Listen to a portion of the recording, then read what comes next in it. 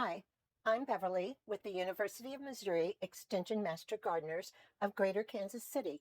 Monarch butterflies with their amazing fluttering wings are beautiful. They make us happy, are an indicator of the health of our planet, and they pollinate flowers. The problem is that the monarchs' populations have declined by up to 90% since the 1990s. This decline is due in large part to the loss of milkweed plants. Increased use of herbicide-tolerant crops, roadside ditch mowing, ag and urban development, and climate change have all contributed to the general loss of the monarch's habitat.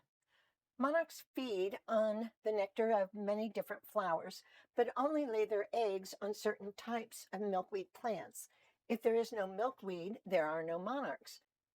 You can help save our monarchs by planting native milkweed. There are 17 species of the Asclepias milkweeds in Missouri. 3 species of milkweeds are the most commonly found. Asclepias syriaca is the common milkweed with its broad elliptical leaves and globes of purplish pink flowers. Asclepias incarnata is swamp milkweed. It has a narrower leaf and more compact heads of rose-colored flowers. And butterfly weed, which is Asclepias tuberosa, it's most often identified by its clumps of bright orange flowers. If you need help identifying the milkweed plants, there's a great resource on the National Wildlife Federation website. We have the link in our Show More section below.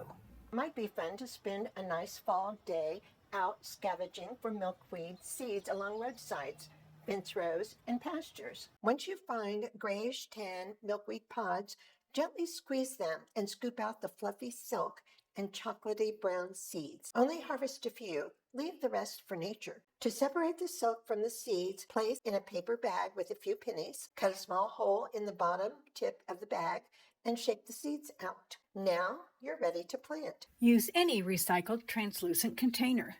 Cut holes in the bottom, then cut the bottom from the container to create a planting pot about 4 to 5 inches deep.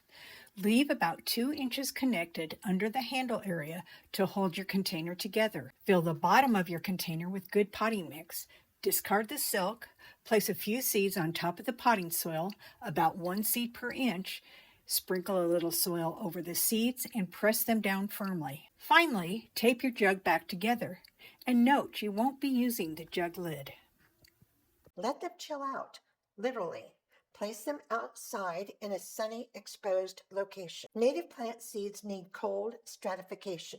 This is 30 to 60 days of cold, damp contact with the soil, with the ice, snow, and rain dripping through the top holes. In the spring, when the sprouts have grown at least 3 pairs of leaves, you can gently transplant them to a sunny, weed-free location.